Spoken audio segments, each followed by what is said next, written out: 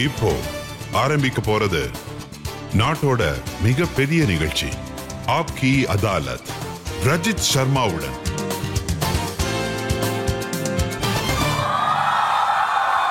வணக்கம். ஆப்கி அதாலத்துக்கு உங்களை வரவேற்கிறேன். ஆப்கி அதாலத்தில் இன்றைய விருந்தாளி சினிமாவில் மினுமினுக்கிற ஒரு நட்சத்திரம். அவர் எப்படிப்பட்டவர்னா எல்லா விதமான ரோல்ஸும் பண்ணியிருக்காரு. மக்கள் அன்பை வெகுவா பெற்றவர், நிறைய அவார்ட்ஸும் வாங்கியிருக்காரு. அதே மாதிரி விமர்சகர்களால் பாராட்டப்பட்டவர்.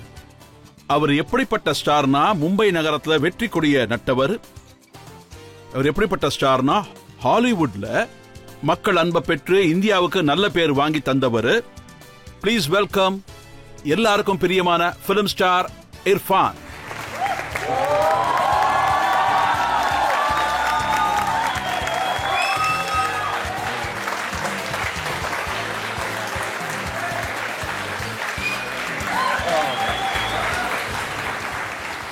அப்படியே கிளாப்ஸை கண்டினியூ பண்றேங்க. இன்னைக்கு நம்ம ஷோவோட ஜட்ஜை நான் கூப்பிட போறேன்.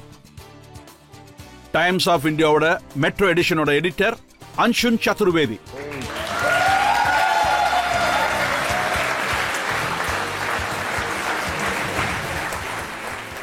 ஆப்கி அதாலத்துல இன்னைக்கு வழக்க ஆரம்பிக்கிறதுக்கு முன்னாடி இன்றைய ஜட்ஜ் அன்ஷுன் சதுர்வேதி மெட்ரோ எடிஷனோட எடிட்டரை பர்மிஷன் கேட்கிறோம். ஜட்ஜ் சார் நிக்கவா இல்ல உட்காரலாமா? உட்காருங்க. ஆரம்பிக்கலாம். வழக்கை இப்ப ஆரம்பிப்போம். ஆப்கி அதாலத்ல முதல் குற்றச்சாட்டு திரு இர்ஃபான் அவர்கள் மீது. ஆப்கி அதாலத்துல பிலிம் ஸ்டார் இர்ஃபான் மீது உள்ள குற்றச்சாட்டு, தன்னோட இலக்கை அடைவதற்கு அவர் என்ன வேணும்னாலும் செய்வார்.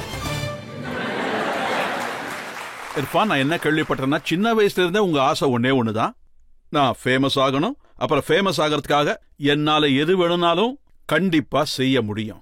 ஆக்சுவலி அப்படி தோணுச்சு. நான் பேலே கத்துக்கிறதுக்கு எவ்வளவோ முயற்சி பண்ணேன். அதாவது நான் நேர்மையா கத்துக்கிறதுக்கு ரொம்பவே முயற்சி பண்ணேன். ஆனா கொஞ்ச நாள்ல எனக்கு என்ன தோணுச்சுன்னா, அதாவது வாழ்க்கையில நான் சம்பாதிக்கிற காசுக்காக மட்டும் என்னோட வேலையை செய்ய முடியாது, ஆத்மா அதுல இன்வால்வ் ஆக வேண்டியது அவசியம்னு. ஸோ நான் என்ன பண்ணலான்னு தேடிக்கிட்டு இருந்தேன். அப்புறம் சில படங்கள் பார்த்ததுக்கு அப்புறம் தான் நான் முடிவு பண்ணேன் இந்த ஃபீல்ட்ல தான் நான் வேலை பார்க்க போறேன்றத. ஆனா உங்க ஃபேமிலில உங்களை படம் கூட பார்க்க விட மாட்டாங்களாமே? பரம்பரையாவே உங்களை படம் பார்க்க அனுமதிக்கலையாமே? அது ரொம்ப மோசமான வேலைன்னு நினைப்பாங்களாமே?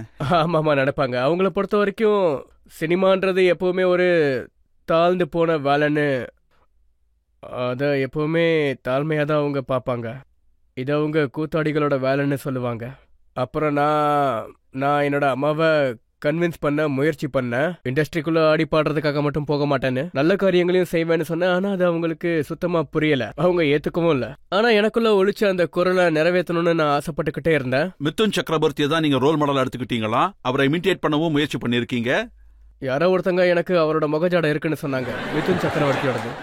ஸோ அந்த நேரத்தில் அவரோட படங்கள் வந்துச்சு. அதாவது அவரோட முடி அப்படி கீழே விழுந்திருக்கும், அப்படி ரொம்ப சாஃப்டாக இருக்கும் முடி, அப்படியே கீழே விழும். ஆனால் என்னோட முடி பார்த்தீங்கன்னா ரொம்ப ஹார்டாகவும் ரொம்ப கேர்லியாகவும் இருக்கும். அப்போல்லாம் என்கிட்ட காசு கூட இருக்காது, இருந்தாலும் நான் சும்மாவே இருக்க மாட்டேன். முடியை இந்த மாதிரி ட்ரை பண்ணி கீழே விழ வைக்க முயற்சி பண்ணிக்கிட்டே இருப்பேன். அது கீழே விழுந்துரும், ஆனால் தேங்காய் நார் மாதிரி இப்படி முன்னாடி வந்து நிற்கும். அதில் நான் நிறைய ஃபோட்டோஸ் கூட எடுத்திருக்கேன், மிதுன் தாதா மாதிரி. அவர் மாதிரி இருக்கிறது எனக்கு ரொம்ப ஸ்பெஷலான ஒரு ஃபீல். இன்னைக்கு அந்த போட்டோஸை பார்க்கும்போது எப்படி இருக்கு? நல்லா இருக்கும். எனக்கு மிதுன் தாதாவை இப்பவும் தான் பிடிக்கும். அவர் இருக்கிற ஏரியால தான் நானும் இருக்கேன். அவர் வீடு கூட பக்கமாக தான் இருக்குன்னு சொன்னாங்க. ஒரு நாள் கண்டிப்பாக அவரை சந்திக்க போகணும்.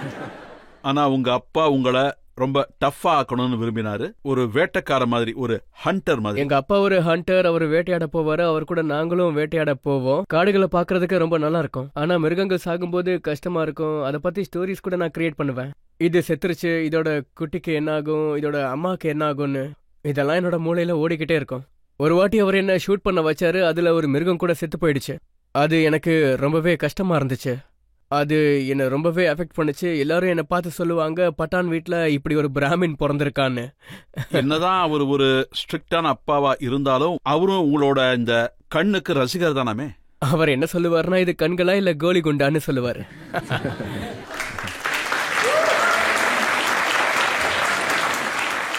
ஆனா நீங்க உங்க குடும்பத்துல பொய்ய சொல்லி உங்க குடும்பத்தோட கண்ணுல மண்ணை தூவி நீங்க எப்படியோ என்எஸ்டி போய் சேர்ந்துட்டீங்களாமே?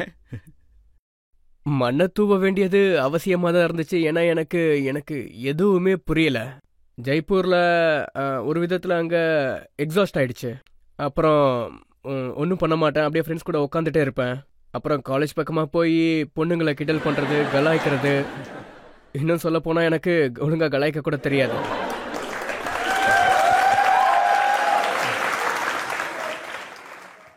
நாங்க வெறும் மார்க் மட்டும்தான் பண்ணுவோம். அதாவது 2 பொண்ணுங்க போனாங்கன்னா இவ உன் ஆளு இவ ஏன் ஆளுன்னு மார்க் போட்டு, அதுக்கப்புறமா 2 பேருக்குள்ள சண்டை கூட வரும். இல்லப்பா இது ஏன் ஆளு இது உன் ஆளுன்னு சண்டை வரும். அப்புறம் அவங்க பின்னாடியே வீட்டு வரைக்கும் கூட நாங்க போவோம். அதுக்கப்புறமா அவங்களுக்கு நாம எப்படி மெசேஜ் அனுப்பலான்னு யோசிப்போம். இந்த ப்ராசஸை பார்த்தீங்கன்னா 4-5 இல்லை 6 மாசம் கூட போகும். அப்புறம் பை சான்ஸ் எங்களுக்கு ஏதாவது ஹாய் சொல்ல வாய்ப்பு கிடைச்சதுன்னா அந்த ஹாய் சொல்ல கூட எங்களுக்கு தைரியம் இருக்காது. இப்ப இன்ட்ரெஸ்டிங்கான பொண்ணுங்க விஷயத்த சொல்லி என் கேள்வி நீங்க தள்ளி போடுங்க. ஆனா நேஷனல் ஸ்கூல் ஆஃப் டிராமால அட்மிஷன் வாங்க நீங்க போய் சொன்னீங்களாமே? ஆமா, எங்க அம்மா கிட்ட நான் போய் சொன்னேன். நான் என்ன சொன்னேன்னா, நான் இங்க ஆக்டர் ஆகிறதுக்காக போல, நான் அங்க ஆக்டிங் கத்துக்கிறதுக்காக தான் போறேன்னு. கத்துக்கிட்டு ஜெய்ப்பூர் யூனிவர்சிட்டிக்கு வருவேன், அப்புறம் இங்க டீச்சர் ஆயிடுவேன், லெக்சரர் ஆயிடுவேன். சோ கன்வின்ஸ் ஆயிட்டாங்க. அதுக்கப்புறம் NSDக்கு நான் நடிச்ச நாடகத்தை காமிச்சேன். எனக்கும் சினிமாக்கும் எந்த ஒரு சம்பந்தமும் இல்ல. சொன்ன நாடகம் மட்டும் போட்டுக்கிட்டு இருந்தேன். நடிப்பு கத்துக்கிட்டு நாடகம் பண்ணிக்கிட்டு இருந்தேன். இதுதான் என்னோட பொய். ஆனா அப்படி சொல்ல வேண்டியது அவசியமா போயிடுச்சு. நான் கேள்விப்பட்டது என்னன்னா, நீங்க ஆக்டிங்க ரொம்ப சின்சியரா அங்க கத்துக்கிட்டீங்களா? அதுதான் என்னோட நோக்கம். நான் அங்க போனதுக்கான காரணமும் அது மட்டும்தான். அதனாலதான் மக்கள் சொல்லுவாங்க, இவன் NSDக்குள்ள வந்து எதை பத்தியும் யோசிக்காம ஒரு சர்க்கிள்குள்ளேயே இருப்பான்னு. அவனோட ஏரியாக்குள்ள இருந்து வெளியே வரமாட்டானாங்க. ஆனா எனக்குள்ள ஒரு தப்பான கருத்து இருந்துச்சு. நான் NSD போனதும் டீச்சர் ஆக்டிங் கத்து கொடுப்பாங்க, நான் மறுநாளே ஆக்டர் ஆயிடுவேன்ற எண்ணம். சோ இதே நான் விடாமுயற்சியா முயற்சி பண்ணிக்கிட்டே இருந்தேன். ஆனா மும்பைக்கு வந்ததுக்கு அப்புறம் உங்களுக்கு வேலையே கிடைக்கல. அப்புறம் எப்படி? மும்பைக்கு நான் ஒன்னும் வேலை தேடியெல்லாம் போகல. மும்பை என்னை எப்ப கூப்பிட்டுச்சோ அப்பதான் நான் அங்க போனேன். நீங்க டிவி சீரியல்ஸ்ல ஆக்ட் பண்ணிருக்கீங்க. அது என்ன ஆல்ரெடி கோவிந்த் நெஹலானிஜி கூப்பிட்டாரு. அவர் கூட நான் 3 படங்கள் பண்ணியிருக்கேன். அது தூர்தர்ஷன்ல இப்ப கூட ஒளிபரப்பாகும்.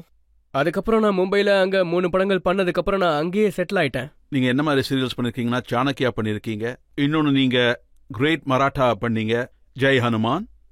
ஜெய் ஹனுமான் பண்ணல. ஒரு எபிசோட் பண்ணதும் ஓடி வந்துட்டேன். ஆனா இதுல என்ன பிரச்சனை இருக்கு? நல்ல சீரியல் தானே சாணக்கியா. அப்புறம்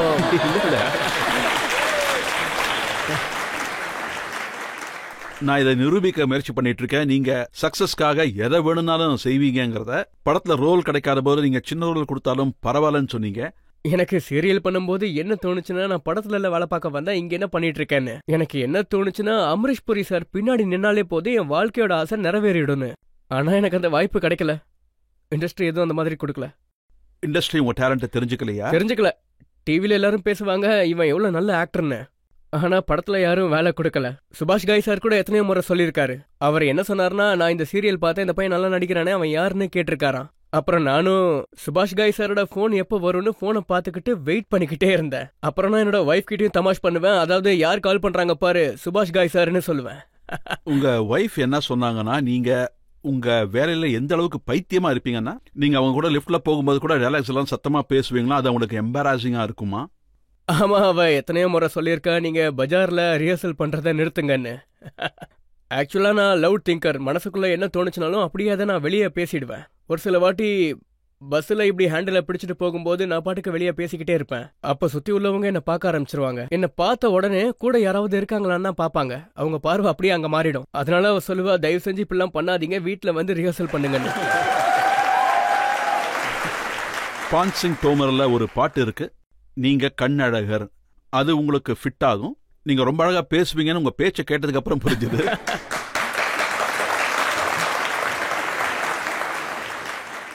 ஆனா அந்த பேச்சுல ரைஃபிள் மாதிரி ஷூட்டிங் எதுவும் இல்லல்ல? ஆமா, ரைஃபிள் ஷூட்டிங் இல்ல. ஆனா நல்ல விஷயம் என்னன்னா, இந்த விஷயத்தை நீங்க ஒத்துக்கிட்டீங்க. ஆமா. இப்போ ஒரு சின்ன பிரேக் எடுத்துக்கலாம். பிரேக்குக்கு அப்புறம் ஆப்கி அதாலத்ல வழக்குகளும் கேள்விகளும் தொடரும். ஹாலிவுட்ல டைரக்டர்ஸ்க்கு நீங்க என்ன சஜஸ்ட் பண்ணிருக்கீங்கன்னா, இந்தியால இன்டிமேட் சீன்ஸ் கூட ஃபுல்லா துணி போட்டுட்டு தான் செய்வாங்க. ஆக்சுவலி எனக்கு வெக்கமா இருந்துச்சு. நான் என்னோட உடம்ப காட்ட விரும்பல, அதனாலதான் அப்படி சொன்னேன்.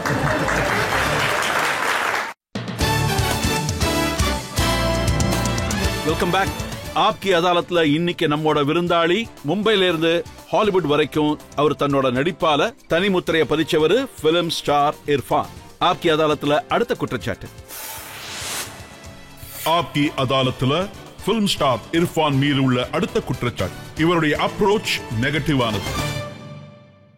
இர்ஃபான், இது உண்மைதானா? மும்பைல உங்களுக்கு வேலை கிடைக்காதப்போ, உங்களுக்கு கிடைச்ச வேலை உங்களுக்கு பிடிக்காதப்போ மூட்டை முடிச்ச கட்டிக்கிட்டு நீங்க திரும்பவும் வீட்டுக்கு போக தயாராயிட்டீங்கன்னு நான் கேள்விப்பட்டேன். ஆக்சுவலி எனக்கு ரொம்ப போரிங் ஆயிடுச்சு.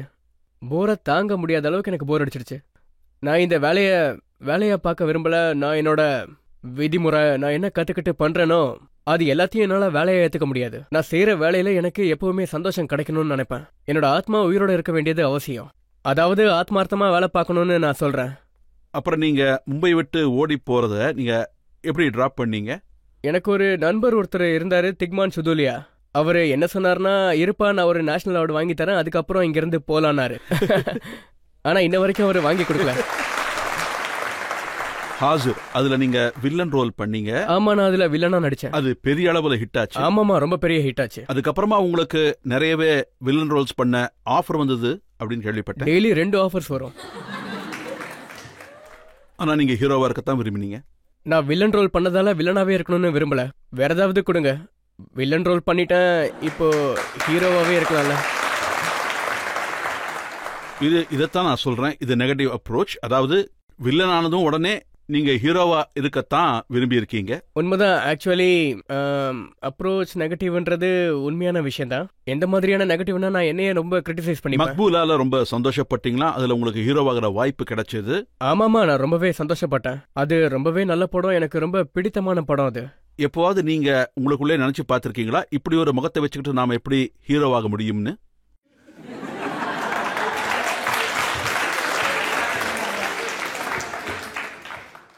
ஆக்சுவலி ரொம்ப நாளைக்கு முன்னாடி இருந்துச்சு. நான் எப்பவும் என்னால ஒரு ஆக்டர் ஆக முடியுமான்னு யோசிச்சுக்கிட்டே இருப்பேன். ஒரு சில வாட்டி என்னோட ஃபேஸ் யார் கூடயாவது மேட்ச் ஆகுமான்னு பார்ப்பேன். அதாவது என்ன மாதிரி ஆக்டர் யாராவது இருக்காங்களான்னு பார்ப்பேன். அதுக்கப்புறம் நானே என்ன கன்வின்ஸ் பண்ணிப்பேன் எந்த மாதிரியான முகமும் ஹீரோவாக முடியும்னு. பெரும்பாலும் சூப்பர் ஸ்டார்ஸா இருந்தவங்க யாரும் குட் லுக்கிங்கா இருந்த மாதிரி எனக்கு தோணல. அது எனக்கு ஒரு கான்பிடன்ஸை உருவாச்சு. ராஜேஷ் கண்ணா சாரா இருக்கட்டும், அமிதாப் பச்சன் சாரா இருக்கட்டும், இல்ல திலீப் குமார் சாரா இருக்கட்டும். அதாவது நான் அவங்க கூட என்ன கம்பேர் பண்ணிக்கல, ஆனா நான் இருக்கிற பாசிபிலிட்டிஸ சொல்றேன். மக்கள் எப்பவுமே ஒரு மனுஷனுக்குள்ள இருக்கிற பர்சனாலிட்டியை மட்டும் தான் பாப்பாங்கன்னு நான் நம்புறேன், அவங்களோட லுக்ஸா இல்ல. ஆமா, இது அன்கன்வென்ஷனல். பான்சிங் தோமர் தான் உங்களை பெரிய ஹிட் ஸ்டாரா ஆக்குச்சு இல்லையா?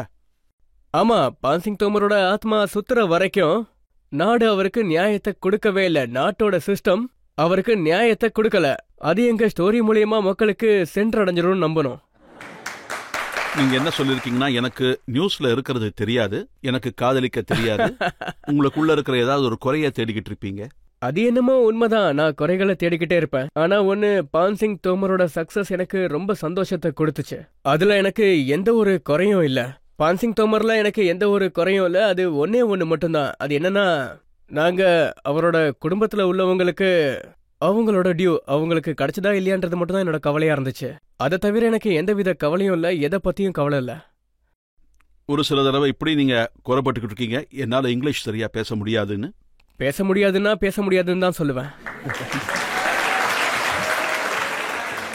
எனக்கு ஆக்சுவலி நான் அந்த அளவுக்கு பாப்புலரா ஆகலன்னு தான் சொல்லுவேன். மும்பைல நான் ஸ்ட்ரகிள் பண்ணிட்டு இருந்தேன். என்ன சுத்தி உள்ளவங்கலாம் எவ்வளவோ சொல்லுவாங்க. அதாவது, if you want to break in, you should try to learn English, you should look like English class, you should look like ஹெரிட். அப்புறம் எனக்கு இந்த விஷயம் ரொம்பவே ப்ராப்ளமா இருந்துச்சு. என்னோட நம்பிக்கை என்னன்னா, லாங்குவேஜ் உங்களை என்னைக்குமே ஹெரிட்டா மாத்தாது, லாங்குவேஜ் உங்களை ஒழுக்கமானவனா மாத்தாது. லாங்குவேஜ் யாரு வேணும்னாலும் பேச முடியும். உங்களுக்குள்ள என்ன இருக்குங்கிறது ரொம்ப முக்கியமானது. ஆனா இர்ஃபான், எந்த ஒரு ஆக்டர் நல்லா இங்கிலீஷ் பேச முடியாதோ, எந்த ஆக்டரோட முகம் உங்கள்ட்ட மாதிரியே இருக்கோ, அவரு ஹாலிவுட்ல நடிக்க போயிட்டாரு. ஆக்சுவலி முகம்தான் காரணம். ஹாலிவுட்டுக்கு என்னோட முகம் ரொம்பவே பிடிக்கும். அப்புறம் அவங்க எனக்கு நிறைய புக்ஸ் கொடுப்பாங்க. அவங்க என்னை பார்த்து ரொம்பவே மெஸ்மரைஸ் ஆயிட்டாங்கன்னு தான் சொல்லணும். ஆனா ஹாலிவுட் டைரக்டர்ஸ் உங்களை இங்கிலீஷ் பேச சொன்னப்போ, அப்ப நான் என்ன கேள்விப்பட்டேன்னா, இப்ப கூட ஒரு படம் வந்துச்சு, லைஃப் ஆஃப் பை. ஆமா, இதுல ரொம்ப வித்தியாசமான முறையில உங்களை இங்கிலீஷ் பேச சொன்னாங்க. ஆமா, என்ன இங்கிலீஷ் அப்படிதான் பேச சொன்னாங்க. ஆனா தொழில்னு வந்துச்சுன்னா நான் எந்த விதமான குறையும் வைக்க மாட்டேன்.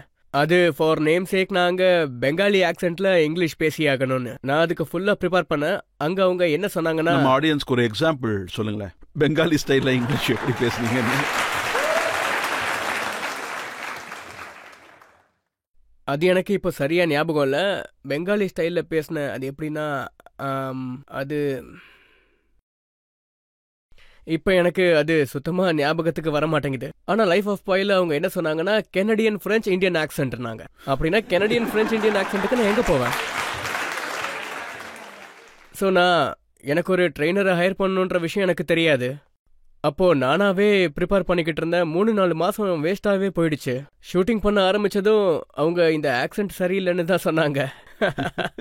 அப்புறம் அவங்க நீங்கள் நார்மல் ஆக்சென்ட்லேயே பேசுங்கன்னு சொன்னாங்க. அப்புறம் சேஞ்ச் பண்ண வேண்டியதாக போச்சு. அப்புறம் அமேசிங் ஸ்பைடர்மேனில் அது ஒரு படம், அதுலேயும் இங்கிலீஷ் ஆக்சென்ட் தான் பேசினேன். அதில் இங்கிலீஷ் ஆக்சென்ட் எதுவும் தேவையில்லை, ஏன்னா நான் அதில் ஒரு இந்தியனாக நடிச்சிருந்தேன். ஆனால் அமெரிக்கன் ஆக்சென்ட் தேவைப்பட்டு. நம்ம மக்கள் எல்லாருமே என்ன தெரிஞ்சுக்க விரும்புகிறாங்கன்னா, ஒருவேளை இங்கிலீஷ் தெரியலனாலும் எப்படி அமெரிக்கன் ஆக்சென்ட்ல பேச முடியும்னு.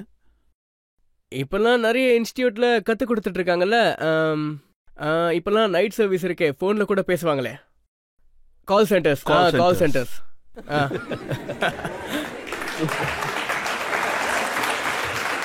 உங்களோட குற்றச்சாட்டு என்னன்னா, நம்ப முடியாத ரோல்ஸ் கூட நீங்க பண்ண வேண்டியதா இருக்குன்னு நீங்க சொல்லி இருக்கீங்க. நிறைய வாட்டி பண்ண வேண்டியது வரும். ஒரு சில வாட்டி மனுஷனுக்கு அப்பப்போ காசு தேவைப்படும். அந்த மாதிரி நேரத்தில் வேற வழி இல்லாம பண்ண வேண்டியதாயிடும். பரவாயில்ல, நீங்க ரொம்ப நேர்மையா இந்த விஷயத்தை ஒத்துக்கிட்டீங்க. பணத்துக்காக ஒரு சில தடவை ஏடாகூடமான ரோல்ஸும் பண்ண வேண்டி இருக்கு. இதுல என்ன இருக்கு? பண்ண வேண்டிய கட்டாயம் பண்ணிட்டோம். ஆனா அந்த டேஸ்ட் உள்ளுக்குள்ள நல்லாவே இருக்காது. சார், நான் உங்ககிட்ட ஒன்னு கேட்க விரும்புறேன். நீங்க நிறைய பிலிம்ஸ் பண்ணிருக்கீங்க. அதுல எந்த கேரக்டர் நீங்க ரொம்ப என்ஜாய் பண்ணிருக்கீங்க? மான்சிங் தோமர் கேரக்டரா இல்ல ரொமான்டிக் கேரக்டரா? ரெண்டுமே. பான்சிங் அப்புறம் ரொமான்ஸ். எதை என்ஜாய் பண்ணீங்க? ரியல் லைஃப்ல ரொமான்ஸ்,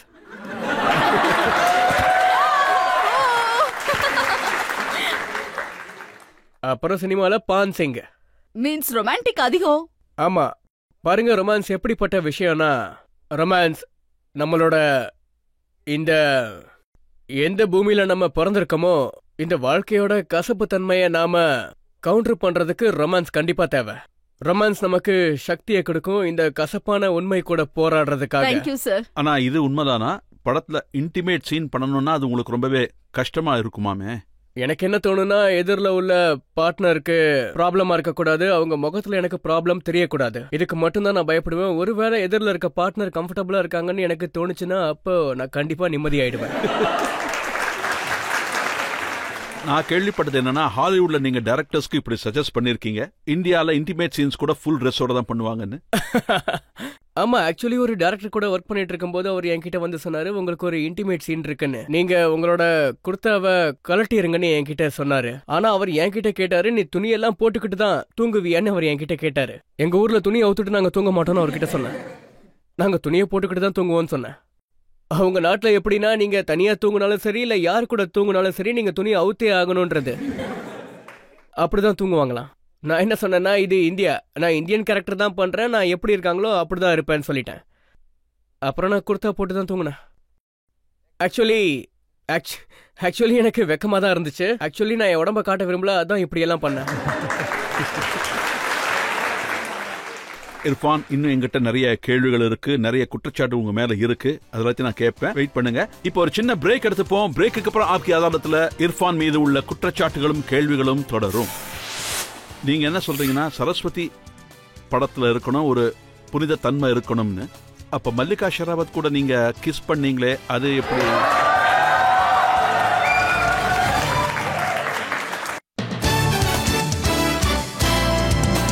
வெல்கம் பேக்.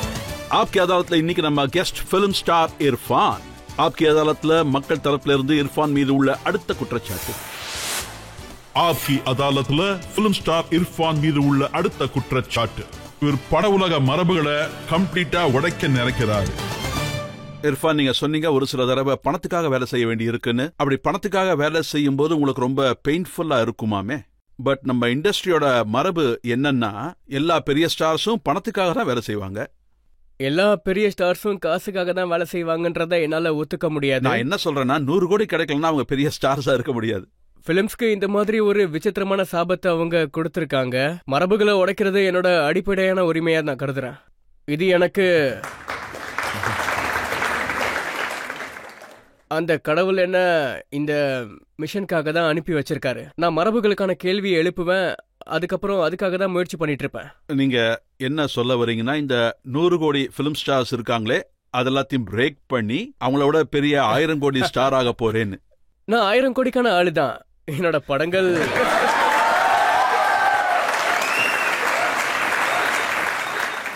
நான் சொல்ல வந்தது இததான். சினிமாவை பாத்தீங்கன்னா அது ஒரு விசித்திரமான மிக்ஸ்டர். இதுல சரஸ்வதியும் லக்ஷ்மியும் ரெண்டோட கலவையும் இருக்கு. இது சுலபமான கலவை இல்ல. ஒரு கதையோட முக்கியத்துவம்ன்றது ரொம்பவே புனிதமான ஒரு விஷயம். இதன் மூலியமா நான் கோடிக்கணக்கான மக்கள் கிட்ட போய் சேர முடியும். இதுதான் இதோட சக்தி. நான் ஈஸியா மக்கள் கிட்ட போய் சேர முடியும். அது 10 வருஷத்துக்கு ஞாபகம் இருக்கும். இர்ஃபான், நீங்க என்ன சொல்றீங்கன்னா, படங்கள்ல சரஸ்வதி இருந்தாகணும், அதாவது புனிதத்தன்மை இருந்தாகணும்னு, நல்லபடியா இருக்கணும்னு. அப்ப மல்லிகா ஷெராவத் கூட நீங்க கிஸ் பண்ண சீனை பத்தி என்ன சொல்ல வரீங்க?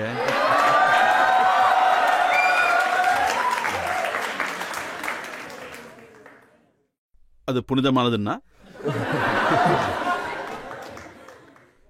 அவங்க லக்ஷ்மி மாதிரி தெரிஞ்சாங்க.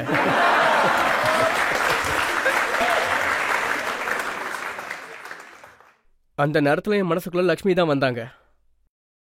அப்ப அதுக்கப்புறம் நீங்க சாத்கூன் மாஃப் படத்துல நடிச்சது, அது ஆக்சுவலி அந்த ரோல் எடிட் பண்ண விதத்தை பாத்தீங்கன்னா அது ரொம்ப பயங்கரமா மாறிடுச்சு. ஆனா அது அவ்வளவு பயங்கரமான ரோல் இல்ல.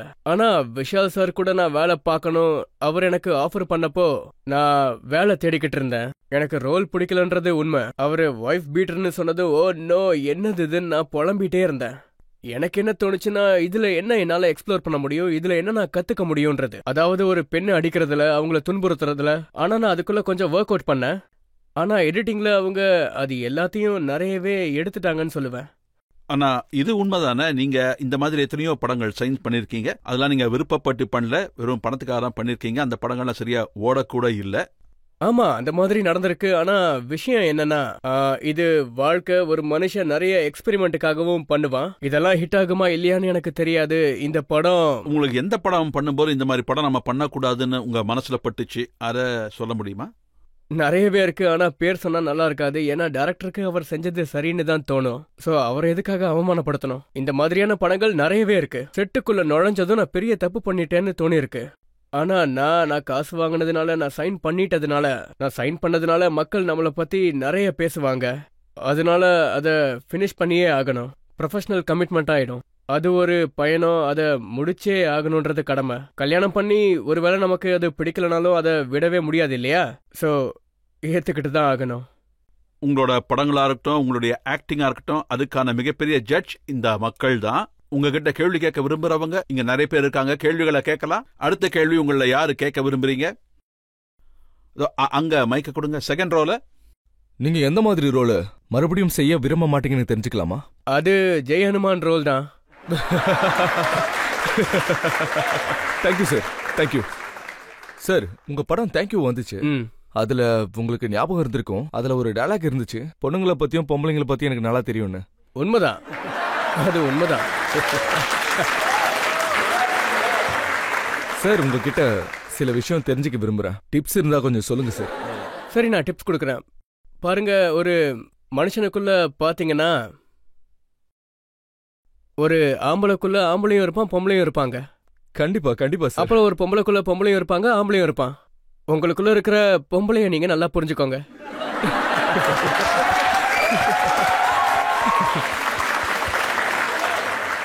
ஆனா இன்னொரு விஷயம் சொல்றேன், நல்லா கேட்டுக்கோங்க. இதனால எந்த ஒரு உதவியும் கிடைக்காது. உங்க கரியர்ல இருக்கிற ஜர்னி அது மும்பைல இருந்து ஹாலிவுட் இன்டர்நேஷனல் வரைக்கும் இருக்கு. நீங்க என்னைக்கோ ஹாலிவுட்ல செட்டில் ஆகணும்னு நினைக்கலையா? எனக்கு ஒரு சில வாட்டி ஆயிருக்கணும்னு தோணுச்சு. எனக்கு அந்த மாதிரி ஆப்பர்ச்சுனிட்டிஸும் கிடைச்சது. ஆனா நான் இந்த மாதிரியான ஒரு ஸ்டேஜ்ல, ஒருவேளை நான் எங்க இருந்தா இந்த மாதிரியான சான்ஸ் எனக்கு கிடைச்சிருந்ததுன்னா, ஒருவேளை நான் நாட்டை விட்டு அங்கேயே கூட இருந்திருப்பேன். ஆனா நான் எத்தனையோ வாட்டி பார்த்திருக்கேன். நான் நிறைய நாடுகளுக்கு போயிருக்கேன், கனடாக்கு கூட போயிருக்கேன். அங்க 40 வயசுக்கு மேல ஒரு மனுஷன் வேலை செய்யறானா, அங்க அவன் சோகமா தான் இருப்பான். அவனை பார்த்தாலே அது தெரியும். யங் ஜெனரேஷன்ல இருக்கிறவங்க எல்லாருமே இப்போ இன்வால்வ் ஆவாங்க. அவங்க கிட்ட செய்யறதுக்கு நிறைய விஷயம் இருக்கும். ஆனா நான் பார்த்தவங்கல நிறைய பேரை பாத்தீங்கன்னா அவங்களோட ரூல்ஸ் பக்கம் போக விரும்புறாங்க. இது இயற்கை. சோ இந்த ஸ்டேஜ்ல என்னால இன்னொரு கண்ட்ரிக்கு போகவே முடியாது.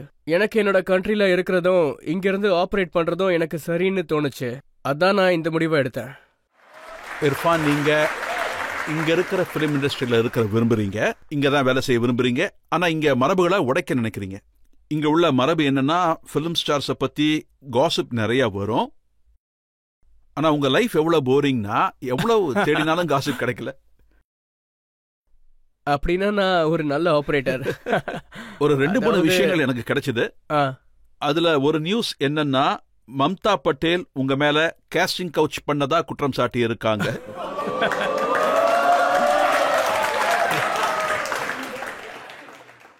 எனக்கு அவ்வளோ தகுதியெல்லாம் இல்லை. அதாவது அவங்களுக்கு இந்த ரோல் கொடுங்க, அவங்களுக்கு இந்த ரோல் கொடுக்காதீங்கன்னு சொல்ற அளவுக்கு. ஸோ அந்த மாதிரியான வாய்ப்பு எனக்கு இன்னும் கிடைக்கல. அப்படி கிடைச்சதுன்னா கண்டிப்பா உங்ககிட்ட சொல்றேன். இன்னொரு நியூஸ் வந்திருக்கு. அது என்னன்னா, மாஹினால இர்ஃபான் அப்புறம் மஞ்சு மதியில விரிசல் ஏற்பட்டிருக்கு.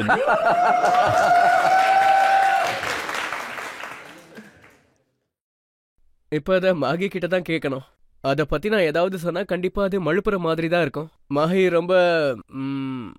ரொம்ப சுத்தமான மனசுள்ள பொண்ணவ.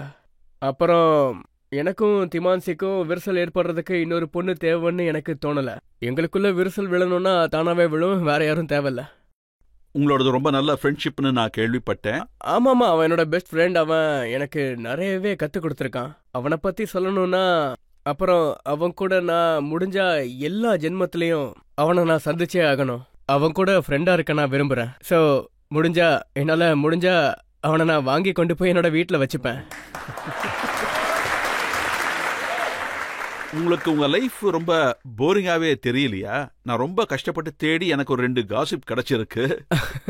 நான் இதைத்தான் சொன்னேன். இதனால எந்த ஒரு பிரயோஜனமும் இல்ல. சோ எந்த காசிப்பும் இருக்காது. நான் பெண்களை புரிஞ்சுக்க முயற்சி பண்ணேன். ஆனா எதுக்கு முயற்சி பண்ணணுமோ அதுக்கு பண்ணாம விட்டுட்டேன். இர்ஃபான் சார், நாங்க என்ன நினைக்கிறோம்னா, நீங்க இந்த மாதிரி மரபுகள் எல்லாம் உடைச்சு தள்ளணும். அது பத்தாது, நல்ல மரபுகளை நீங்க உருவாக்கி தரணும். அதுதான் எங்க ஆசை. இப்ப நம்ம இன்னொரு பிரேக் எடுத்துப்போம். பிரேக்குக்கு அப்புறம் பிலிம் ஸ்டார் இர்ஃபான் மீது மக்களுடைய அடுத்த குற்றச்சாட்டுகளை நாம விசாரிப்போம்.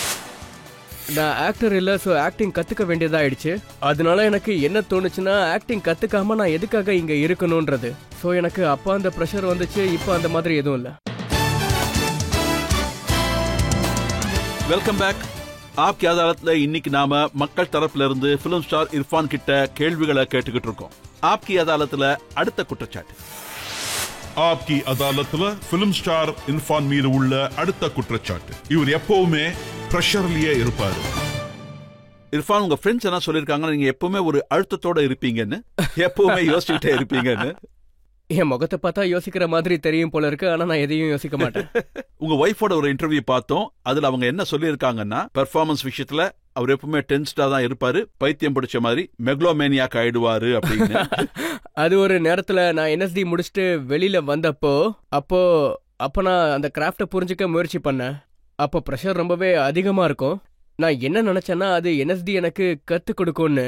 அது எப்படிப்பட்ட விஷயம்னா, நீங்களாவே பிராக்டிஸ் மூலியமா கத்துக்கிட்டு தெரிஞ்சுக்கணும். அதுக்கப்புறமா அதுக்கு ஒரு ப்ராசஸ் இருக்கு. எல்லாத்தையும் நம்ம பிராக்டிக்கலா படிச்சு முடிச்ச அப்புறம் தெரிஞ்சுக்கிற மாதிரி. இது அப்படி இல்ல, இது வேற ஒரு ப்ராசஸ். டான்ஸ் தானா வரும், பாட்டு கூட தானா வரும். பட் நான் ஆக்டர் இல்லையே, சோ எல்லாத்தையும் கத்துக்க வேண்டியதாயிடுச்சு. எனக்கு என்ன அதனால தோணுச்சுன்னா, நான் ஆக்டிங் கத்துக்கலனா இங்க எப்படி இருக்க முடியும்ன்றது. அந்த நேரத்துல எனக்கு ஒரு பிரஷர் வந்துச்சு. ஆனா அது இப்ப இல்ல. சரி, எங்களுக்கு நீங்க இதுக்கு என்ன காரணம்னு சொல்லுங்க. உங்க பேரு ஷஹாப்சாதே இர்ஃபான் அலி கான். நீங்க அந்த முழு பேரை வெட்டி ரொம்ப சின்னதாக்கிட்டீங்க. ஆமா, வளர்ந்ததுக்கு அப்புறம் இன்னுமே சின்னதாக்கிட்டீங்க. இன்னும் வளர்ந்தனா இர்ஃபானை கூட நான் கட் பண்ண வாய்ப்பு இருக்கு. ஒருவேளை இதுதான் காரணமா? நீங்க கானா இருக்கிறதுனால அமெரிக்கால உங்களையும் அண்ட்ரஸ் பண்ண வச்சிடுவாங்க. பாஸ்போர்ட் அது விஷயம் இதுதான், பிரச்சனை இதுதான். நம்ம பாஸ்போர்ட்ல சர்நேம் எழுத வேண்டிய அவசியமா இருக்கு. இங்க எத்தனையோ டிபார்ட்மெண்ட்ஸ் இப்படி இருக்கு. நம்மளோட மதம் என்னன்னு சொல்லியே ஆகணும். என்ன பொறுத்த வரைக்கும் மதம்ன்றது ஒரு பிரைவேட்டான விஷயம். அது நம்மளுக்கும் நம்ம கடவுளுக்கும் உள்ள தனிப்பட்ட ஒரு உறவு. ரொம்ப பிரைவேட்டான விஷயம். அத எந்த ஃபார்ம்லயும் எழுத வேண்டிய அவசியம் இல்ல. உலகத்துக்கிட்ட நான் கேட்கிற கேள்வி இதுதான். இப்ப என்னோட கேள்வி இது மட்டும்தான். நீங்க கான்ங்கிறதுனால அமெரிக்கன் ஏர்போர்ட்ல உங்களை எப்பவாவது அண்ட்ரஸ் பண்ண? கண்டிப்பா. ஏர்போர்ட்ல ஒரு வாட்டி இல்ல என்னை எத்தனையோ வாட்டி தடுத்திருக்காங்க. அது எனக்கு ரொம்பவே கஷ்டமா இருந்துச்சு. ஒரு வாட்டி கூட நான் அவங்கள போன்னு சொல்லிட்டேன். என்ன தடுத்த போலீஸ்காரங்கள நான் என்ன சொன்னேன்னா, if you don't want to give me a visa, why do you issue a visa to me if you have any problem with it? So அவங்க கொஞ்சம் விசித்திரமா ரியாக்ட் பண்ணி என்ன சொன்னாங்கன்னா, ஆர் யூ த்ரெட்டனிங் மீன்னு சொன்னாங்க. நான் சொன்னேன், இல்லப்பா த்ரெட்டன்லாம் பண்ணல, நான் அவங்க கிட்ட கேள்விதான் கேட்கறேன். அவங்க கொஞ்சம் விசித்திரமானவங்க. அவங்க என்னெல்லாம் பண்ணுவாங்கன்னா, நம்ம இமிகிரேஷனை கிராஸ் பண்ணும்போது பாஸ்போர்ட்டை செக் பண்ணி பார்த்துட்டு ஜஸ்ட் வெயிட்ன்ற ஒரே ஒரு வார்த்தையை அசால்ட்டா சொல்லுவாங்க. உடனே எழுந்திருச்சு பாஸ்போர்ட்டை க்ளோஸ் பண்ணுவாங்க. அப்போ 2 போலீஸ்காரங்க கூட வருவாங்க. அவங்க கிட்ட கன்ஸ் இருக்கும், பிஸ்டல்ஸ் இருக்கும். அவங்க நம்மள கூட்டிட்டு போய் அப்படியே ஒரு ரூம்ல உட்கார வச்சிருவாங்க. அங்க நம்ம எதுவும் பேச முடியாது, ஃபோன் பண்ண முடியாது, நம்ம போனை தொடக்கூட முடியாது, நம்மள பிக்கப் பண்ண வர்ற வண்டிக்கு கால் கூட பண்ண முடியாது. நம்ம அப்படியே பேசாம உட்காந்துருக்கணும். Just sit. சார் என்னாச்சு? Just sit. Phone no. அப்ப நம்மளுக்கு நம்ம என்ன பண்ணிருக்கோம்னு தோணும். இது ஒரு ஹியூமிலேட்டிங்கான விஷயம். நம்ம பேரு இன்னொருத்தர் பேரு கூட சிமிலரா இருக்கான்னு கேட்டா கூட சொல்ல மாட்டாங்க. என்னன்னு கேட்டா சொல்லவே மாட்டாங்க. கிளியர் ஆனதுக்கு அப்புறம் என்ன காரணம்னு கேட்டா, கோ ப்ளீஸ் கோ. கானுங்கிற பேரை உங்க பேருந்து நீக்கினதுக்கு அப்புறம் இதெல்லாமே கொஞ்சம் ஈஸி ஆயிடுச்சா? என்ன எதுவும் ஈஸியா மாறல. பாஸ்போர்ட்ல கான்னு தானே இருக்கு. சோ அதுல இருந்து என்னால விடுபட முடியல. அதனால என்ன நடக்கும்னா, எப்ப நான் போனாலும் முன்னாடியே சொல்லிடுவேன். ப்ரொடக்ஷன்ஸ் கூப்பிட்டாங்கன்னா நான் ஏர்போர்ட்ல வெயிட் பண்ண மாட்டேன்னு. ஒருவேளை என்ன செக் பண்ணாங்கன்னா நான் அப்படியே கிளம்பி போயிடுவேன். அதுக்கே பயந்துருவாங்க. சோ நான் முன்னாடியே சொல்லி வச்சிருவேன். எக்ஸ்ட்ரா செக் எதுவும் பண்ண கூடாது. ஹாலிவுட்ல நிறைய படங்கள் பண்ணியிருக்கீங்க, உங்க அடையாளம் தெரிஞ்சிருக்குமே. ஆனா அங்கெல்லாம் சிஸ்டம் எப்படிப்பட்டதுன்னா, அவங்க சிஸ்டம் ரொம்ப ஃபாலோ பண்ணுவாங்க. நான் இங்க யாருன்னு அவங்களுக்கு தெரியும். இருந்தாலும் அவங்களுக்குள்ள என்ன தோணுனா, இவனுக்குள்ளயும் ஏதாவது இருக்கும்னு. அப்ப கூட அவங்க ஒத்துக்க மாட்டாங்க. அவங்களுக்கு நல்லா தெரியும் இவர் ஸ்பைடர் மேன்ல நடிச்சிருக்காருன்னு. ஆனாலும் பட் ஸ்டில். சலாம் மும்பைல இருந்து ஸ்பைடர் மேன் வரைக்கும் உங்க பயணத்துல நிறைய அச்சீவ்மெண்ட்ஸ் பண்ணிருக்கீங்க. இதுல உங்களுக்கு ஒண்ணு துணையா இருந்திருக்கு சார், ரொம்ப துணையா இருந்திருக்கு. அது உங்களோட கண்கள். உங்களோட பாதி ஆக்டிங்க உங்க கண்களே பண்ணிடும். அது உங்களுடைய பரிசு. சோ அத நீங்க எப்பவும் எல்லா படங்களையும் யூஸ் பண்ணுவீங்களா? நீங்க கொடுத்த இந்த காம்ப்ளிமெண்ட்டுக்கு ரொம்ப ரொம்ப நன்றி தெரிவிச்சுக்கிறேன். பாருங்க, இதுல என்னோட பங்களிப்பு எதுவும் இல்ல. இது அந்த கடவுள் கொடுத்தது. ஆனா இந்த கண்களை பொறுத்த வரைக்கும் நீங்க என்ன பண்றீங்களோ, உங்களுக்குள்ள என்ன ஓடிக்கிட்டு இருக்கோ, அது எப்படியும் உங்க கண்ணில் இம்ப்ரெஷனா வெளியே தெரிஞ்சிடும். அப்புறம் வாழ்க்கையில எனக்கு எத்தனையோ குறைகள் இருக்கு, எவ்வளவோ கஷ்டங்கள் இருக்கு. அந்த எக்ஸ்பிரஷன்ஸ் எல்லாம் என்னோட கண்ணில் தெரியலாம். ஸோ இத நம்ம டெலிபரேட்லி யூஸ் பண்ண மாட்டோம். நம்ம டெலிபரேட்லி நான் இப்படி பண்ணா என்னோட கண்ணு இப்படி தெரியும்னு நான் என்னைக்குமே நினைச்சு பண்ணதே கிடையாது. நீங்க யூஸ் பண்ணலையா? இல்ல, எப்பவுமே அப்படி பண்ண மாட்டேன். But it is impactful sir. Thank you so much. Thank you sir. உங்க ஃப்ரெண்டு கேம்ஷுவோட ஒரு இன்டர்வியூ நான் படிச்சிருக்கேன். அதுல இவருடைய செக்ஸ் அப்பீல் அது இன்டெலெக்சுவல் பொம்பளைங்களை மட்டும்தான் அட்ராக்ட் பண்ணும்னு. அவர் என்ன சொல்ல விரும்புறாருன்னா, மத்தவங்களை அது ஹிட் பண்ணாதுன்னு. அது அவரோட பெருந்தன்மை. ஆனா நீங்க மத்தவங்களையும் அட்ராக்ட் பண்ணணும்னு சொல்ல வரீங்களா? பண்ணியே ஆகணும். நான் என்ன சொல்றேன்னா, அது மற்றவங்களையும் அட்ராக்ட் பண்ணி ஆகணும்னு. ஏன்னா என்னை பொறுத்த வரைக்கும் ரொம்ப ரொம்ப முக்கியமானது இதுதான். பொம்பளைங்க எப்படி பார்ப்பாங்க, என் மேல அவங்களோட அட்ராக்ஷன் எப்படி இருக்கும். அப்புறம் ஒருவேளை அவங்க எனக்காக வேண்டிக்கிட்டாங்கன்னா என்னோட வாழ்க்கை வெற்றி அடைஞ்ச மாதிரி. அதுக்கு கண்களை யூஸ் பண்ணணுமா? அப்பப்போ. சார், 1988 சலாம் பாம்பேல இருந்து சாஹிப் பேபி கேங்ஸ்டர் ரிட்டர்ன் வரைக்கும் உங்களோட கரியர்ல நீங்க ரொம்ப நல்லாவே பயணம் பண்ணிருக்கீங்க. அப்புறம் சார், உங்களை பொறுத்த வரைக்கும் ரொம்ப டஃபஸ்ட் அண்ட் மோஸ்ட் சேலஞ்சிங் ரோல்னா எதை சொல்லுவீங்க? ஆக்சுவலி என்னோட படம் லைஃப் ஆஃப் பை எனக்கு ரொம்பவே சேலஞ்சிங்கா இருந்துச்சு. அதுக்கு ஒரு காரணம் இருக்கு. அதுக்கு நான் எந்த மாதிரி ப்ரிப்பேர் பண்ணணும், அதுக்காக என்கிட்ட பண்ண டிமாண்ட்ஸ், நான் ஒரு ஃப்ரேம் ஒர்க்ல வேலை செஞ்சாகணும். அப்புறம் ஒரு வாட்டி ஃபிலிம் ஷூட் பண்ணதுக்கு அப்புறமா ஒரு ஆக்டர் கூட அதை பூராவே ஸ்கிராப் பண்ணிட்டாங்க. அவரை இன்னொரு ஆக்டரை கூப்பிட்டப்போ நான் அப்படியே முழு படத்தை மறுபடியும் பண்ண வேண்டியதாயிடுச்சு. ஒரு சில வாட்டி நீங்க அப்படியே அந்த சீனை மறுபடியும் ஷூட் பண்ணலாம், ஆனா இமோஷனல் சீன் இருக்கே, அது ரொம்ப ஒரு மாதிரி இருக்கும். லாஸ்ட்ல என்னோட ஸ்பீச் கூட இருக்கும் அந்த பைக்ல. அது கேட்கவே ரொம்ப கஷ்டமா இருக்கும். அது ஒரு ரோல்.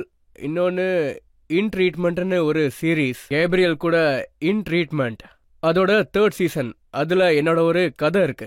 என் மேல அப்புறம் ஒரு ஃபுல் சீரீஸே இருக்கு. அது ரொம்பவே கஷ்டம். நேம் சேக்க கிராக் பண்றது ரொம்பவே கஷ்டம். இதுக்கு என்ன காரணம்? ஹாலிவுட்ல உங்களுக்கு ரொம்ப சின்ன ரோல் தான் கிடைக்கும். அதுக்கப்புறம் ஃபிலிம் ரிலீஸ் ஆகிறதுக்கு முன்னாடி அதை இன்னும் கட் பண்ணி ரொம்ப சின்னதாக ஆக்கிடுவாங்க. அது பிடிச்சிருக்கு. இங்க பெரிய ரோல்ஸ்லாம் கொடுக்குறாங்க, அதுவும் உங்களுக்கு பிடிக்கலையா? ஹாலிவுட்ல நடிக்கிறத பத்தி நான் அந்த ரோல்லாம் சின்னதுன்னு சொல்ல மாட்டேன். நீங்க ஸ்பைடர்மேனை பத்தி விட்டுருங்க. நேம் சேக்கா சொல்ல போனா நான் மெயின் ரோல் இல்லைன்னு. ஆனா படத்தை பார்த்தப்போ என்ன தோணுச்சுன்னா ஸ்டோரியே என் மேலதான் டிராவல் ஆகுதுன்னு. நான் ஒரு மெயின் ரோல் ஆயிட்டேன். அப்புறம் லைஃப் ஆஃப் பாய் படத்தை பத்தி சொல்லணும்னா அதுலயும் சின்ன ரோல் தான். இல்ல சின்ன ரோல் தான், ஆனா அது சின்னதா இருந்தாலும் அது முக்கியமான கேரக்டர். அதுல படம் முடியும் போது படத்துல கிளைமேக்ஸ் வரும்போது தாம் தூம்னு ஆக்ஷன் இருக்கும், ரொம்ப பயங்கரமா நடக்கும். அந்த டைரக்டர் எல்லாமே என்னோட பெர்ஃபார்மன்ஸ்ல தான் டிபெண்ட் ஆயிருக்குன்னு என்கிட்ட சொன்னாரு. அதனால அவர் எல்லாத்தையும் என்னோட தோல்ல சுமத்திட்டாரு. கடலோட ஃபுல் ஜர்னி, 100 கோடி செலவு எல்லாம் உன் தோல்ல இருக்கு, இதை நீ சொல்ல முடியலன்னா படம் ஓடாதுன்ட்டாரு. சோ இவ்ளோ பெரிய பொறுப்பை நிறைவேற்றுறது அது சின்ன ரோல்னு என்னால கண்டிப்பா சொல்லவே முடியாது.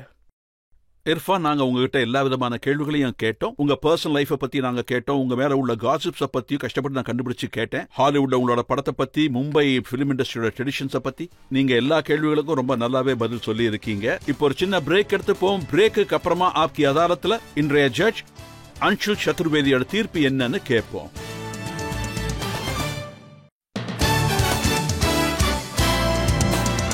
Welcome back. ஆப்கி அதாலத்துல இன்னைக்கு நாம வழக்க தொடர்ந்தது பிலிம் ஸ்டார் இர்ஃபான் மேலதான். இப்ப ஆப்கி அதாலத்துல இன்றைய ஜட்ஜ் அன்ஷு சதுர்வேதியோட தீர்ப்பை நாம கேட்க வேண்டியிருக்கு. இந்த நீதிமன்றத்தோட முடிவுகள் இதுதான். இர்ஃபான் அவரோட அம்மா கிட்ட நான் ஆடுறதுக்கும் பாடுறதுக்கும் போக மாட்டேன்னு சொன்னாரு. அந்த வாக்கு நீங்க கண்டிப்பா காப்பாத்திருக்கீங்க. இண்டஸ்ட்ரிக்குள்ள வந்தீங்க, ஆனா வெறும் ஆடி பாடுறதுக்கு மட்டும் இல்ல. சோ நீங்க ஜெய்ப்பூர் யூனிவர்சிட்டியில் டீச்சர் ஆனீங்களோ இல்லையோ, நீங்க ஆக்டிங்க இண்டஸ்ட்ரிக்கு நல்லாவே கத்து கொடுத்துருக்கீங்க. ஆக்டிங் பண்ணிக்கிட்டே இருங்க. அப்புறம் நீங்க சொன்ன மாதிரி மக்களை உங்க கண்களால கைது செய்யுங்க.